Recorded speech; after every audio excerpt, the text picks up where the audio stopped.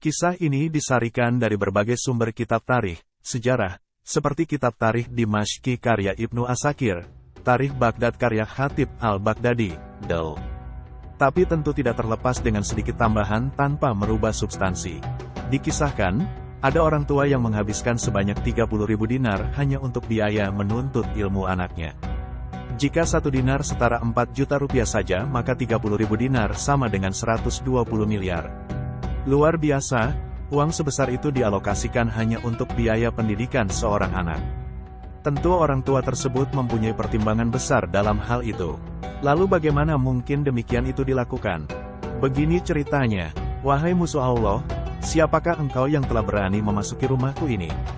Tiba-tiba seorang pemuda telah berdiri gagah menghadang laki-laki tua asing yang lancang memasuki rumahnya. Pemuda tersebut menatap tajam setelah membentaknya. Tidak. Aku bukan orang jahat. Justru engkau adalah musuh Allah yang telah berani memasuki rumahku ini. Jawab orang tua tersebut tidak kalah gertak. Terjadilah perselisihan yang cukup serius antara orang tua asing dan pemuda penghuni rumah tersebut. Keduanya mengaku pemilik rumah yang sah dan menuduh yang lain sebagai penjahat yang lancang memasuki rumah orang lain. Masyarakat mulai berkerumun mendengar keributan tersebut. Akhirnya ibu dari pemuda tersebut juga keluar dan berteriak setelah melihat wajah orang tua asing itu. Hentikan anakku, dia adalah bapakmu, Faruq.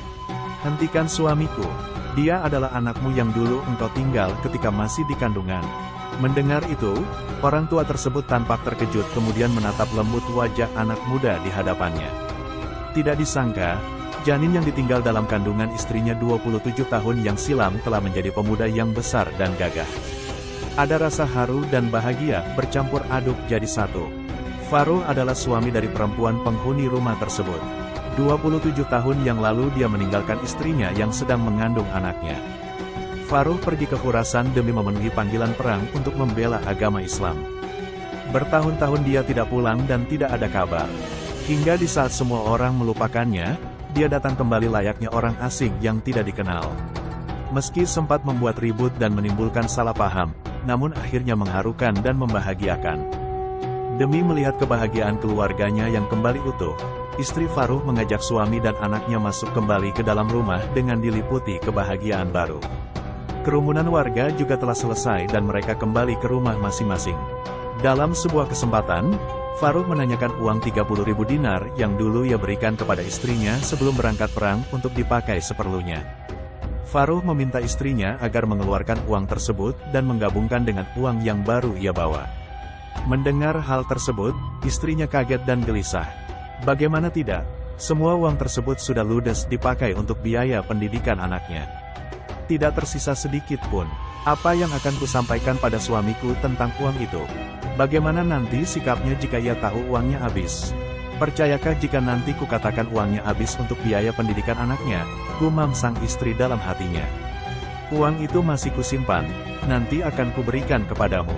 Sekarang berangkatlah terlebih dahulu ke Masjid Nabawi untuk menunaikan salat berjamaah. Anakmu sudah dari tadi berangkat, jawab istrinya untuk sedikit mengalihkan suaminya dari topik uang tersebut. Sampai di Masjid Nabawi, Faruq langsung menunaikan salat berjamaah. Betapa rindunya ia menunaikan salat di masjid yang paling agung setelah Masjidil Haram itu. Maka ia sungguh-sungguh menikmati sampai selesai salat dan memanjatkan semua doa-doanya. Setelah merasa puas beribadah, Faruq bermaksud pulang. Namun ia mengurungkan niatnya. Ia melihat majelis ilmu yang dihadiri oleh banyak sekali ahli ilmu. Jauh di depan sana di atas kursi duduk seorang syekh, ulama besar, yang tidak terlalu jelas wajahnya.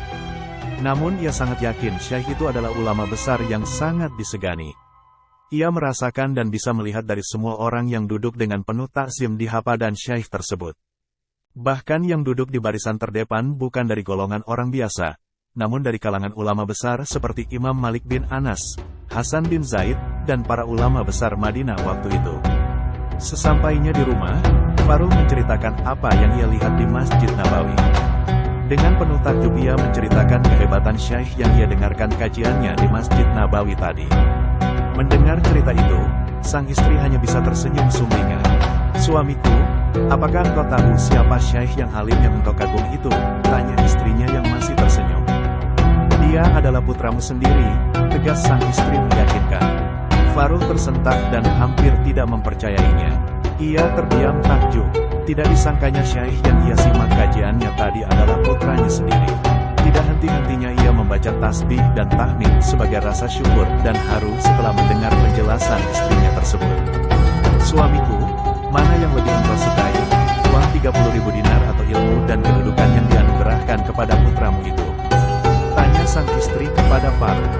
Demi Allah, bahkan itu lebih aku sukai daripada dunia dan seisinya, jawab Faruh dengan penuh bangga. Ketahuilah suamiku, aku telah menghabiskan semua harta yang engkau amanahkan kepadaku untuk biaya pendidikan anakmu hingga menjadi seperti sekarang ini.